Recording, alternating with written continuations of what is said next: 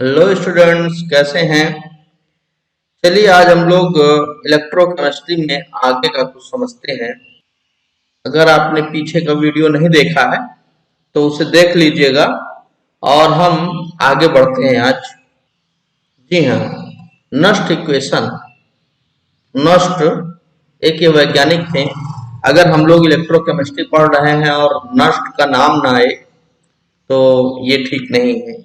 वास्तव में नस्ट ने बहुत सारा अपने लाइफ का बहुत सारा पार्ट, अपने जीवन का बहुत सारा समय इलेक्ट्रोकेमिस्ट्री में लगाया। और इलेक्ट्रोकेमिस्ट्री में इन्होंने हजारों एक्सपेरिमेंट किए और आयनिक विलयन के आयनिक विलयन के विभिन्न सांद्रताओं पर विभिन्न तरह तरह की सांद्रताओं को लेकर के और तमाम आंकड़े इकट्ठा किए कि ई और ई जीरो में क्या संबंध है। ई व ई नॉट यानी ये मानक इलेक्ट्रोड विभव और सॉरी ये इलेक्ट्रोड विभव और ये मानक इलेक्ट्रोड विभव के बीच क्या रिलेशन निकलता है, उस रिलेशन के बारे में जो है इन्होंने इक्वेशन प्रस्तुत किया और उसी को हम नस्ट इक्वेशन के नाम से जानते हैं। तो एक्चुअली कोई अगर अपचयन अभिक्रिया इस प्रकार हो, यम एन प्लस इक्वस और एन इलेक्ट्रॉन को गेन करके ये एम सॉलिड बना रहा, ठीक है। तो अगर कोई रिएक्शन ऐसा है जिसमें धातु आयन उतने ही जितना चार्ज है उस पर उतने ही इलेक्ट्रॉन को ग्रहण करके और धातु परमाणु में बदल रहा हो, ठीक है। तो इसके लिए इन्होंने कहा कि जो इलेक्ट्रोड विभव है वो मानक इलेक्ट्रोड विभव से हम इतना RT/NF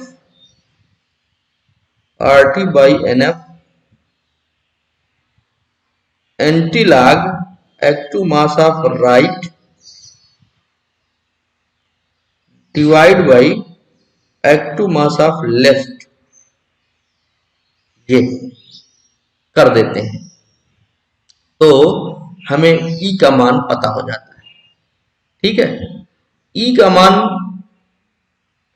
ई का मतलब आप पहले से समझते हैं।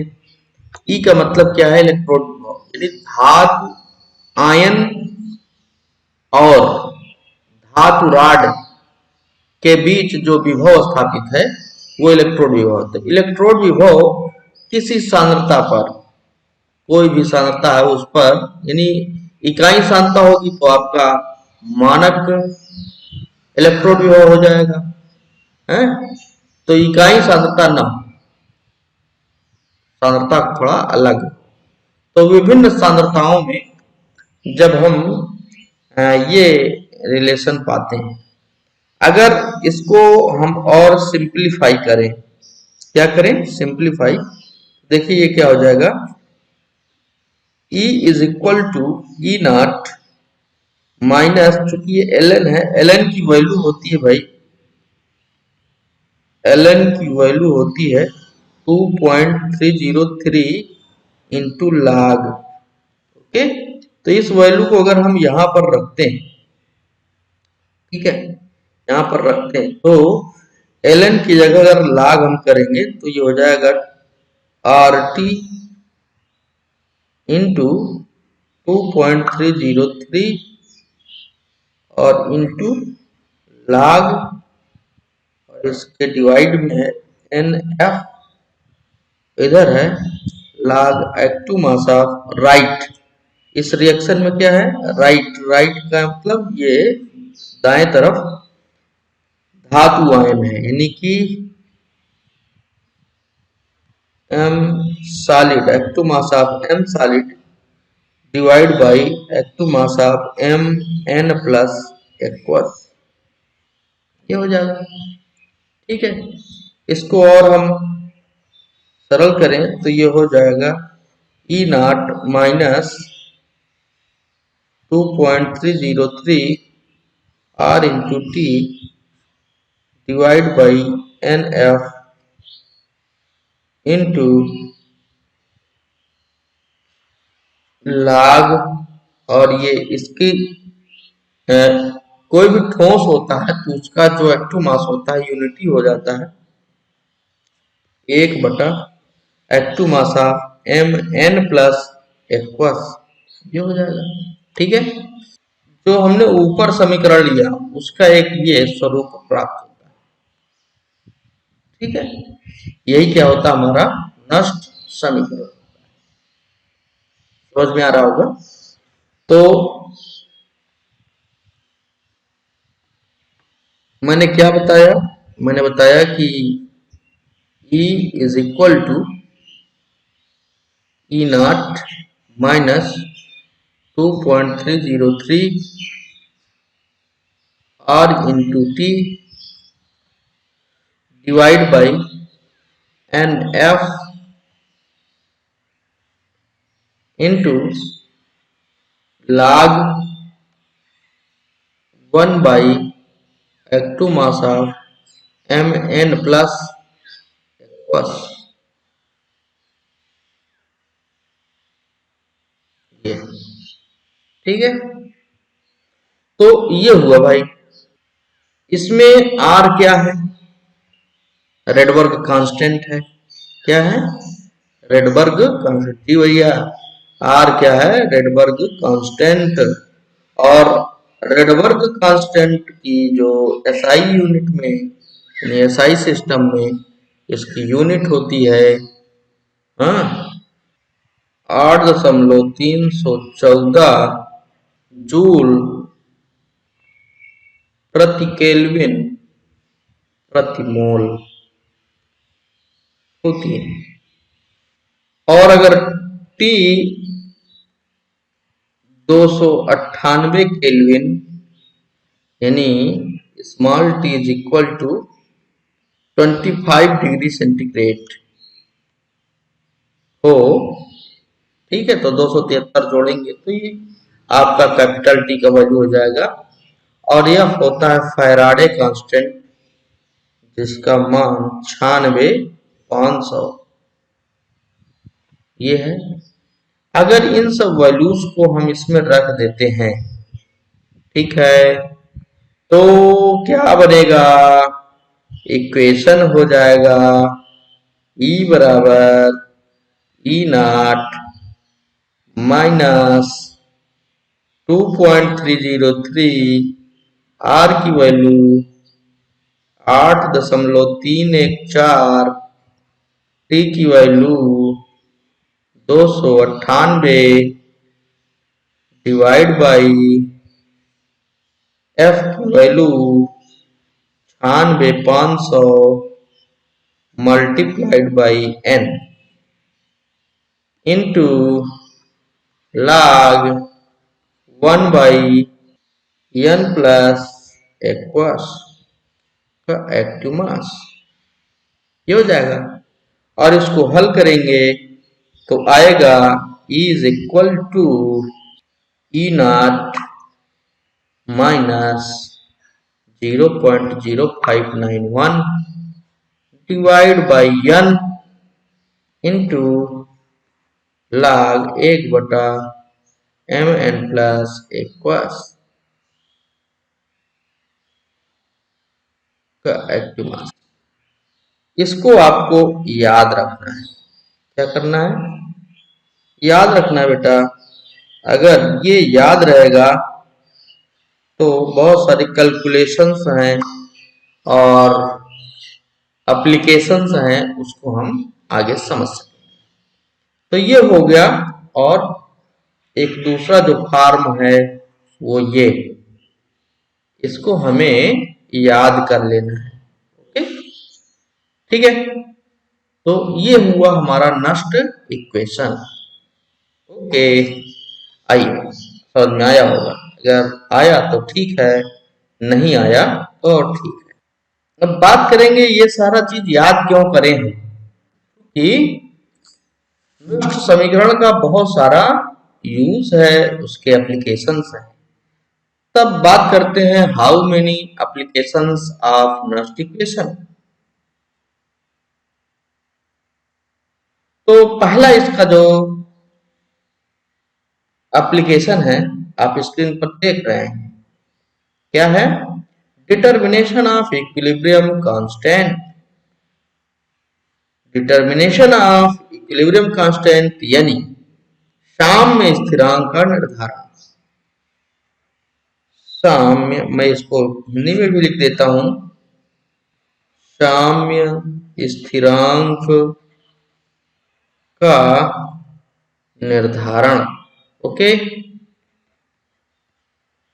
भाई, ये हमारा क्या है, इसका बहुत इंपॉर्टेंट एप्लीकेशन है। हम 11th में साम्य स्थिरांक या जिसे हम केसी से रिप्रेजेंट करते हैं उसको समझे भी थे, ठीक है। अगर किसी इक्वेशन का, केमिकल इक्वेशन की बात कर रहे हैं, किसी केमिकल इक्वेशन की आपको केसी की वैल्यू पता है तो वो किस सीमा तक होगी, किस सीमा तक वो संपन्न होगी, इसका आप क्या कर सकते हैं, डिटर्मिनेशन, निर्धारण कर सकते हैं, पता लगा सकते हैं। और उस साम्य स्थिरांक का निर्धारण किस आधार पर होता है, नष्ट इक्वेशन के आधार पर। दूसरा इसका एप्लीकेशन है determination of Gibbs free energy. Gibbs free energy या गिब्स मुक्त ऊर्जा, गिब्स मुक्त ऊर्जा, गिब्स मुक्त ऊर्जा का निर्धारण करना है। यह भी नष्ट इक्वेशन से ही संभव हो पाता है। अगला क्या है, रिलेशनशिप बिटवीन साम्य स्थिरांक एंड डेल्टा जी नॉट। ये मानक गिब्स मुक्त ऊर्जा है, तो मानक गिब्स मुक्त ऊर्जा और साम्य स्थिरांक में क्या संबंध है, ये हमारा तीसरा एप्लीकेशन है।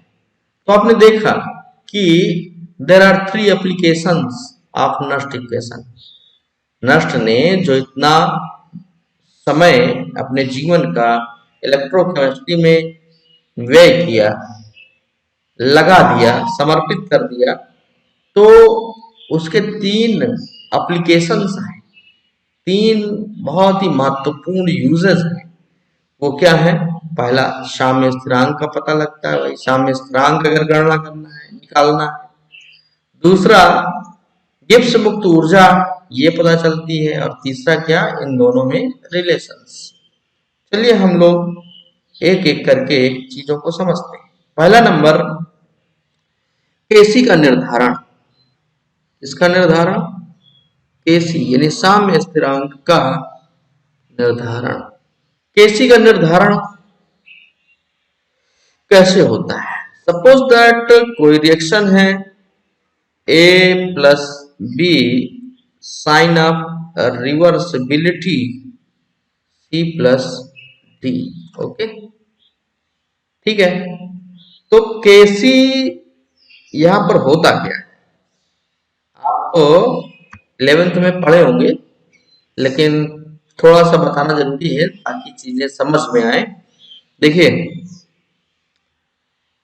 आर जो होगा वो प्रोपोर्शनल होगा active mass of A into active mass of B के, राइट।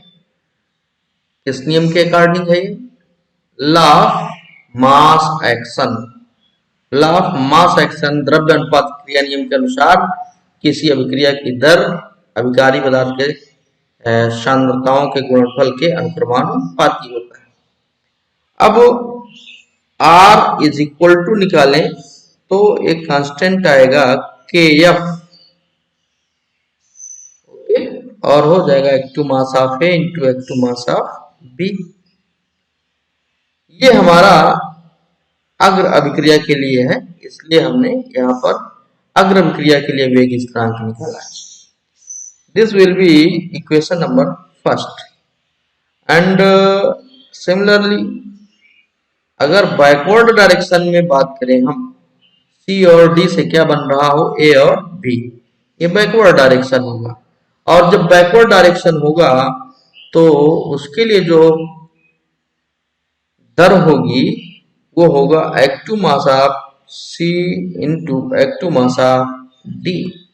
जब हम निकालेंगे क्या R B is equal to, then एक कांस्टेंट आएगा K B into active mass of C into active mass of D. अब अगर हम इसको इक्वेशन नंबर माने सेकेंड, ठीक है, फर्स्ट एंड सेकेंड जब साम्यावस्था होगी तो दोनों हो जाएंगे बराबर।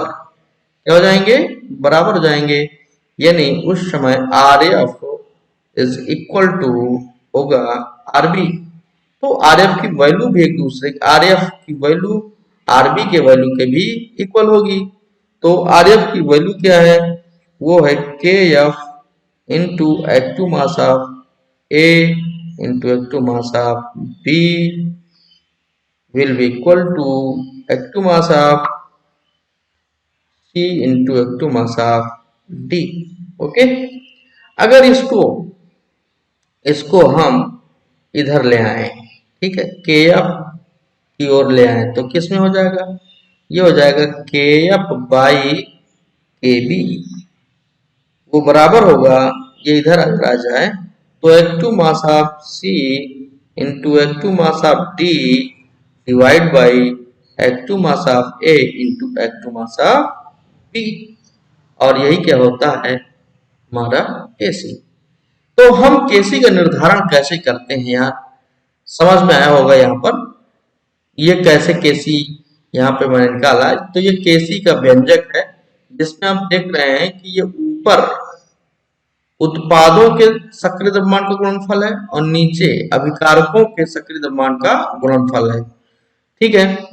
तो अगर कोई रिएक्शन इस प्रकार है कि यम एन प्लस एक्वस और यन इलेक्ट्रॉन को गेन करके बना रहा है यम atom that is solid, okay, ये एक्वस है और इस पर यन प्लस यानी यन की संख्या में प्लस चार्ज है, तो यन की संख्या में इलेक्ट्रॉन को गेन करेगा, रिडक्शन रिएक्शन है, ठीक है।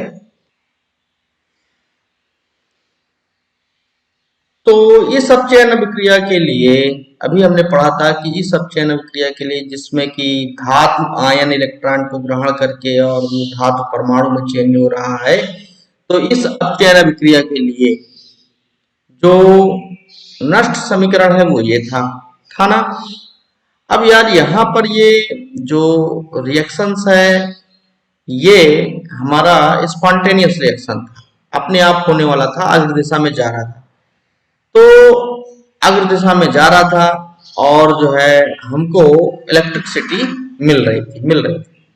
लेकिन एक समय ऐसा होगा कि जब उस डिवाइस में सारे धातु आयन धातु परमाणु में बदल गए होंगे, ठीक है, तो उस समय रिएक्शन क्या होगा, पूर्णता की स्थिति में हो जाएगा। ये जो प्रोडक्शन ऑफ यम सॉलिड यानी कि धातु के यम परमाणुओं का जो उत्पादन है वो रुक जाएगा, और उस समय अगर यार रुक जाएगा तो जो हमारा विभव होगा इलेक्ट्रोड का ये वाला ई, ये हो जाएगा जीरो, डिस्चार्ज हो जाएगा, हमारा सेल क्या हो जाएगा, डिस्चार्ज।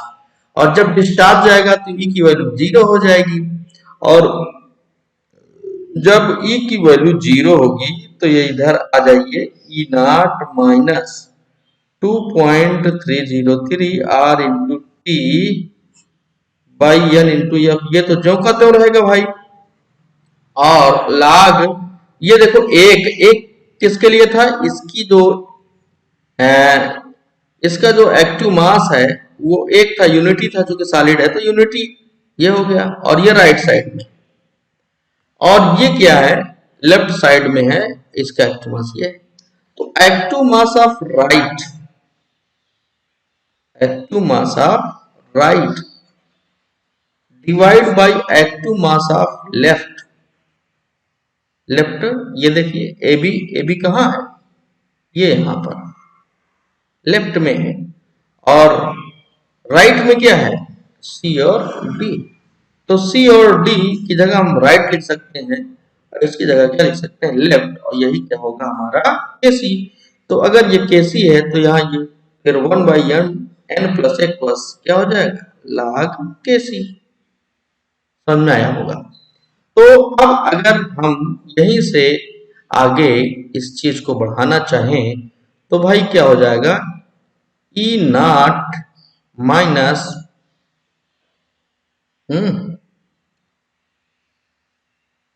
ई नॉट, मैं इक्वल कर देता हूं, इसको इधर कर लीजिए, E naught is equal to क्या हो जाएगा, minus 2.303 R into T divide by N F into log K C.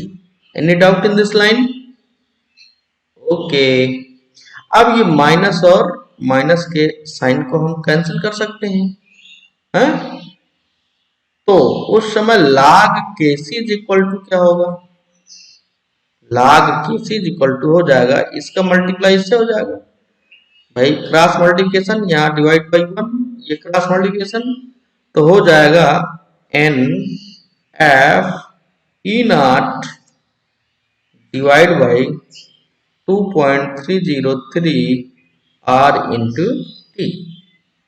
This is the relationship between Kc and right, Kc and standard electrode potential, यानी Kc का जो determination हम कर रहे हैं वो किसके माध्यम से कर रहे हैं, नस्ट इक्वेशन से।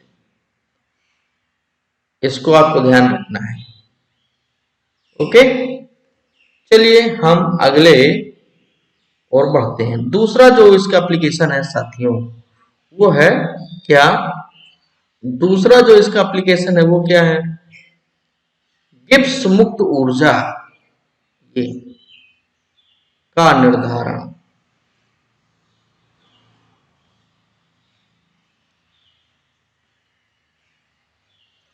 फर्स्ट ऑफ ऑल गिब्स मुक्त ऊर्जा समझिए, किसी डिवाइस से प्राप्त वह उपयोगी ऊर्जा, प्राप्त वह ऊर्जा जिसका उपयोग हम अपने कार्यों में ले सके। जैसे सेल है तो सेल के अंदर जो एनर्जी है, इलेक्ट्रिकल एनर्जी, उस पूरी एनर्जी जिसका हम टॉर्च के बल्ब को जलाने में या गाना सुनने में या किसी डिवाइस को चलाने में यूज कर सकें, वही क्या होता है हमारा डेल्टा जी होता है, गिब्स मुक्त ऊर्जा होता है। डेल्टा जी का निर्धारण कैसे होगा, तो पहले हम डेल्टा जी को समझें, यानी गिब्स मुक्त ऊर्जा को समझें। गिब्स मुक्त ऊर्जा, गिब्स मुक्त ऊर्जा है क्या, तो किसी निकाय से, किसी सिस्टम से, यहाँ पर जो हमारा सिस्टम होगा या निकाय होगा वो हमारा क्या होगा, सेल होगा या इलेक्ट्रोड होगा। ठीक है, सेल में 2 इलेक्ट्रोड होते हैं, तो सिस्टम हमारा यहाँ पर जो हमारा निकाय होगा बेटा, निकाय वो किसके लिए होगा, सेल के लिए होगा। तो सेल में कुछ वो ऊर्जा जो निहित है जिसका हम उपयोगी काम में यूज करते हैं वही क्या है, गिब्स मुक्त ऊर्जा है। इसको हम डेल्टा जी से रिप्रेजेंट करते हैं। तो डेल्टा जी बराबर होगा क्या, तो भाई उसके द्वारा जो इलेक्ट्रिकल वर्क किया जाएगा, सेल के द्वारा जो भी इलेक्ट्रिकल वर्क किया जाएगा, सपोज दैट आप बल्ब जलाने में उसका यूज करते हो या गाना सुनने में उस सेल की ऊर्जा का यूज करते हो, जो भी, तो वो जो इलेक्ट्रिकल वर्क है पूरा, वो सेल अभिक्रिया में कितने इलेक्ट्रॉन जो है रिलीज हो रहे हैं या गेन हो रहे हैं, नंबर ऑफ इलेक्ट्रॉन, और electrical work in 1 second is equal to electrode potential multiplied by total charge past. यानी जो हमारा इलेक्ट्रिकल वर्क होगा, जो हमारा विद्युतीय काम होगा, वो प्रवाहित आवेश और इलेक्ट्रोड पोटेंशियल के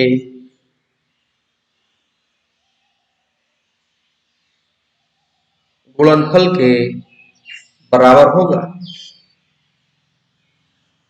ठीक है, अगर हम मानक कंडीशन की बात करें तो delta G naught is equal to क्या हो जाएगा, माइनस एन एफ ई।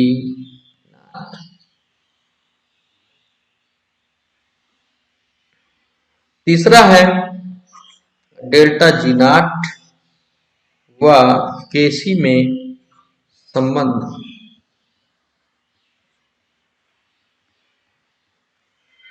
तो हम अभी निकाले हैं कि log KC is equal to होता है N F E naught by 2.303 R into T. ठीक है, you know delta G naught is equal to minus N F E naught. अगर हम N F E naught is equal to निकालें तो क्या हो जाएगा, minus delta G. We can put the value of N F E naught. Now it will become log kc is equal to minus delta g naught divided by 2.303 r into t. This is the relationship between log kc and delta g naught. Okay, इस प्रकार से हमने ये सीखा कि not समीकरण क्या है और उसके यूज या एप्लीकेशंस क्या है। Thank you.